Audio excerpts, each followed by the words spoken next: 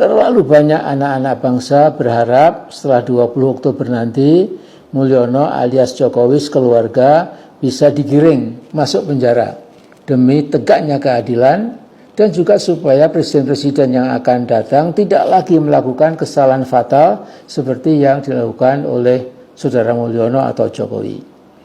Amin amin ya mujibas sailin. Ya. Nah, saya akan menambahkan sedikit saja. Bila ada yang benar dari apa yang saya katakan, tentu datanya dari Allah SWT. Assalamualaikum warahmatullahi wabarakatuh. Teman-teman, kembali lagi di channel YouTube saya, Khairun Imam. Nah, ini ada video yang sangat menarik di mana ini merupakan pidato dari Presiden Joko Widodo yang seolah-olah ingin menampar wajah para pembencinya, teman-teman. Karena seluruh omon-omon, seluruh analisis, seluruh tuduhan-tuduhan liar mereka itu salah besar terhadap Pak Jokowi. Utamanya mungkin Amin Rais yang sudah kita lihat videonya di awal tadi, katanya dia ingin memenjarakan Presiden Jokowi beserta keluarga. Ini apa ya yang menjadi pertanyaan kemudian, apa salah Pak Jokowi ya? Pak Jokowi salah apa selama ini? Bukankah hanya Amin Rais dan kawan-kawan dan gerombolan-gerombolan ini yang mengatakan Pak Jokowi bersalah?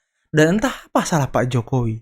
Dengan berbagai usaha yang mereka lakukan, cara yang mereka lakukan untuk menggulingkan Pak Jokowi, untuk menghilangkan kecintaan masyarakat terhadap Pak Jokowi, tapi nyatanya Pak Jokowi masih dicintai banget sama rakyat, teman-teman ya. Aduh.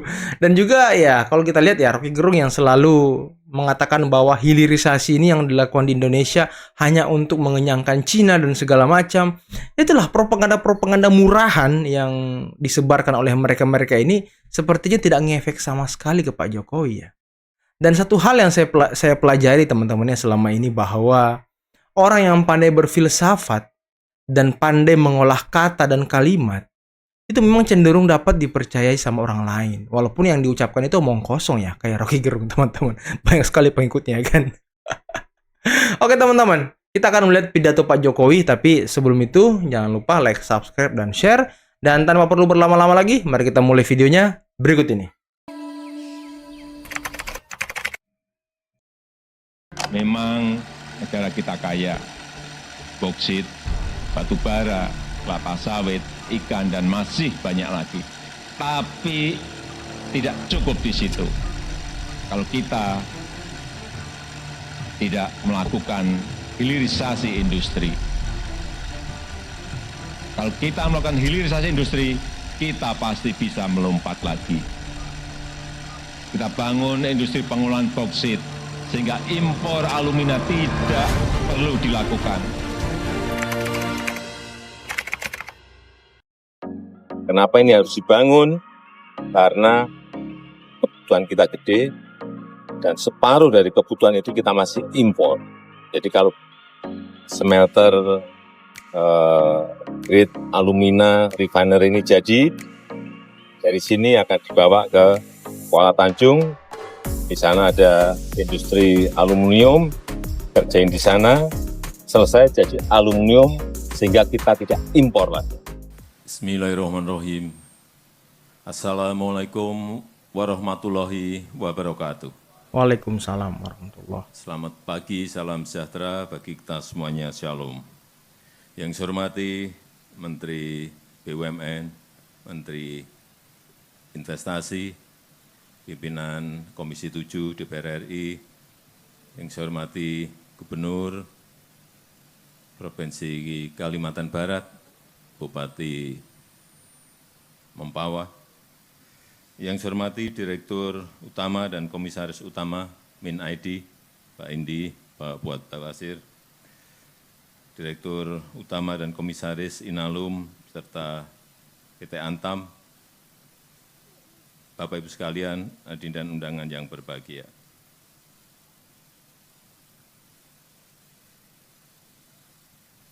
Kita ini sudah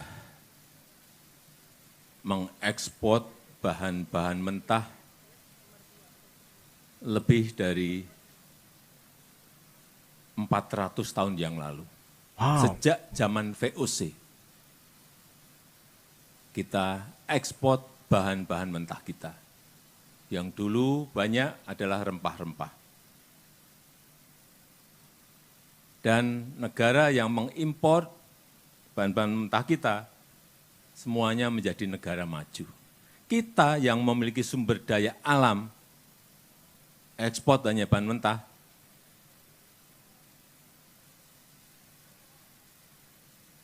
tidak bisa berkembang menjadi negara maju.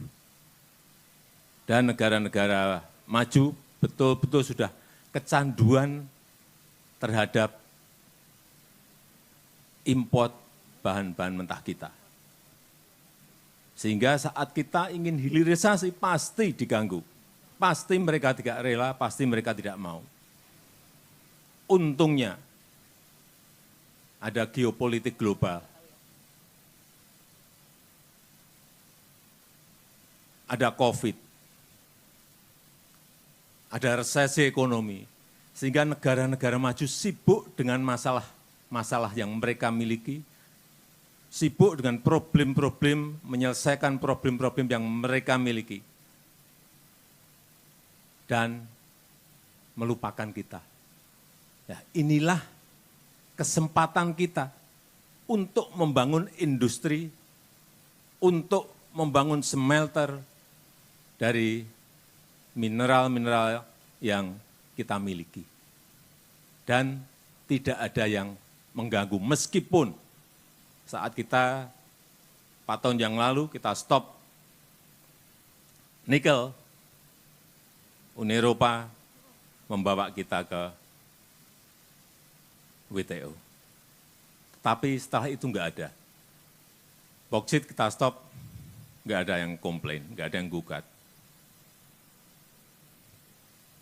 Tembaga kita stop, juga enggak ada yang menggugat kita. Karena memang mereka sibuk dengan masalah yang mereka hadapi. Oleh sebab itu, pembangunan smelter PT Borneo Alumina Indonesia ini, yang merupakan kerjasama antara PT Inalum dan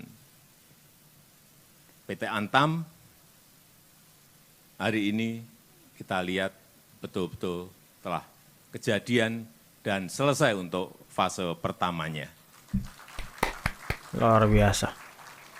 Sebuah kemajuan Pembangunan hilirisasi ya. smelter ini merupakan usaha kita untuk menyongsong Indonesia menjadi negara industri, mengolah sumber daya alam kita sendiri, dan tidak lagi mengekspor bahan-bahan mentah. Stop mengekspor bahan-bahan mentah. Olah sendiri, karena nilai tambahnya akan diperoleh oleh masyarakat, negara, dan itu kelihatan sekali. Lompatan nilai tambah itu kelihatan sekali angka-angkanya. Saya berikan contoh untuk nikel. Nikel sebelum tahun 2020, itu kira-kira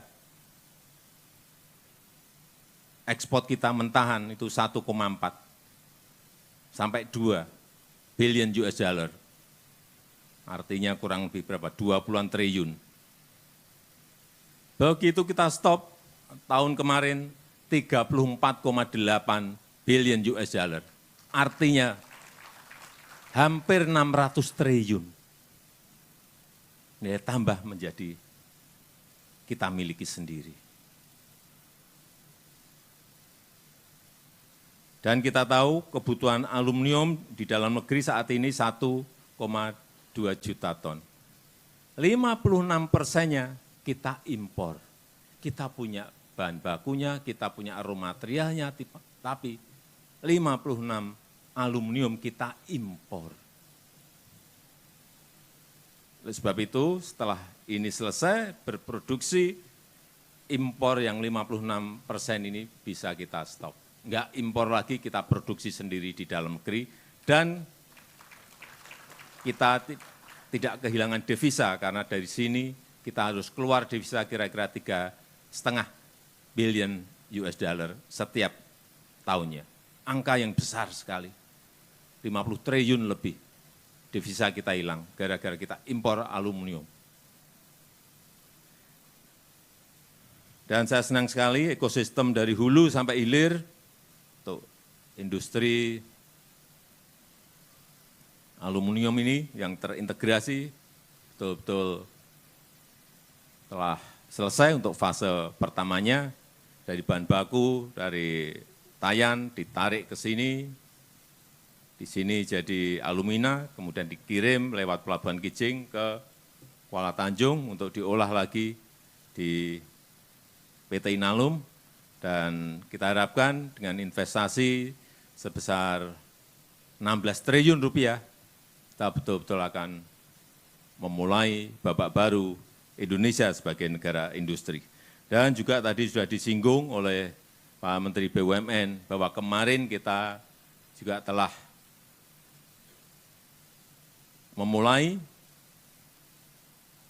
untuk produksi tembaga, smelter tembaga di Sumbawa, PT Aman, senilai 21 triliun. Kemudian yang kedua, sorenya kita juga membuka lagi yang PT Freeport dengan nilai investasi 56 triliun. Sekarang kita buka lagi untuk fase pertama dengan nilai investasi 16 triliun. Inilah Luar biasa ya, lompatan-lompatan Pak Jokowi ya. perjuangan yang tidak mudah. Saya tahu di sini juga sempat terganggu, tapi dengan semangat dan visi yang kuat, hari ini bisa kita selesaikan.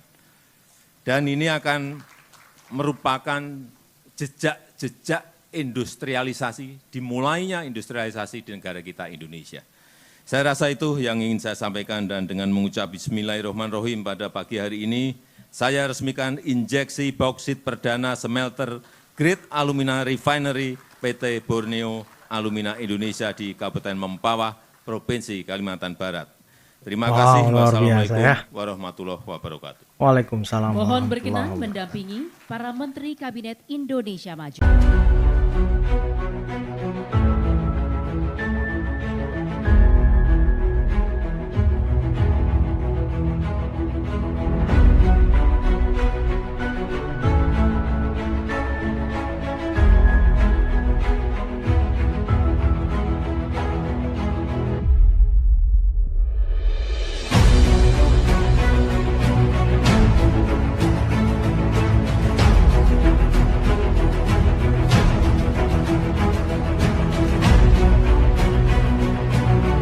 Nah, ini progres pembangunannya, lama juga dibangun guys.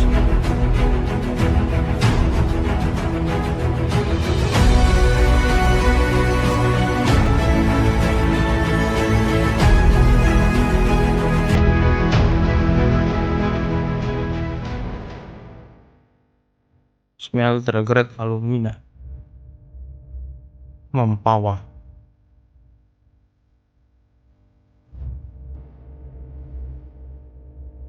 Satu juta ton.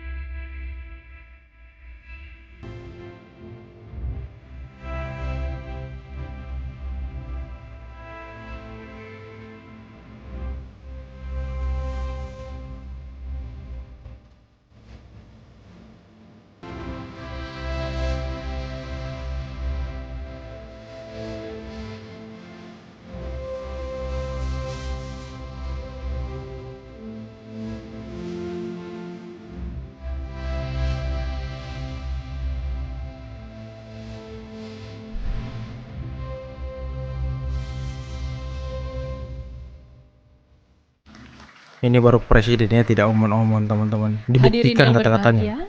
Nah teman-teman, sangat luar biasa ya perjuangan Pak Jokowi, bagaimana dia melawan tekanan-tekanan Uni Eropa, bagaimana beliau melawan gugatan-gugatan Uni Eropa karena ingin melakukan hilirisasi, ingin mengolah bahan mentahnya sendiri, tidak ingin mengekspor bahan mentah, tapi kita harus olah sendiri agar kita mengekspor barang jadi teman-teman. Sehingga nilai tambah yang kita dapatkan ke negara itu lebih besar tentunya ya. Kalau tidak salah, kalau kata Pak Bahlil kemarin dan Pak Jokowi kemarin bisa sampai 10 kali lipat. Jadi kalau misal kita dapat 10 triliun, ya kalau kita hilirisasi kita bisa dapat 100 triliun teman-teman. Dan ini kan sangat luar biasa. Inilah yang kita harapkan. Jangan sampai sumber-sumber daya alam kita itu dikeruk oleh mereka yang tidak bertanggung jawab, mereka yang punya kepentingan sendiri untuk memperkaya diri sendiri, sehingga ya mereka mengekspor bahan mentah itu ya sesuka hatinya teman-teman, tentu untuk memperkaya diri sendiri. Nah, adanya hilirisasi ini mungkin juga banyak yang terganggu ya dari segi bisnisnya teman-teman, karena kan ekspor bahan mentah itu kan pasti banyak perusahaan yang dilibatkan, dan kalau ekspor bahan mentah itu di stop dan ada perusahaan baru untuk mengolah bahan mentah ini, berarti ada yang ketendang teman-teman, dalam tanda kutip ya, ketendang dia. Tapi itulah yang ingin dicapai Pak Jokowi, Pak Prabowo, dan juga pemimpin-pemimpin kita ya. Kita ingin mengolah bahan mentah kita sendiri. Jangan sampai kita selalu dijajah. Kita tuh dijajah bukan dijajah atas ini teman-teman ya, pendudukan, tentara dan segala macam. Tapi kita dijajah dengan dikeruk, diperas bahan mentah kita. Jadi kita tidak merasakan sakit, tapi ya merasakan kemiskinan terus-menerus teman-teman. Kita begini-begini aja hidupnya. Kalau tidak ada orang yang seberani Pak Jokowi ingin memulai hilirisasi dan segala macam. Nah inilah teman-teman ya. Semoga video ini bermanfaat. Semoga Pak Jokowi selalu sehat. Pemimpin-pemimpin kita selalu sehat. Mereka bisa berjuang membawa Indonesia menjadi negara maju. Dan ya jangan lupa teman-teman like, subscribe, dan share. Dan saya akhiri, billahi taufiq wal hidayah. Wassalamualaikum warahmatullahi wabarakatuh.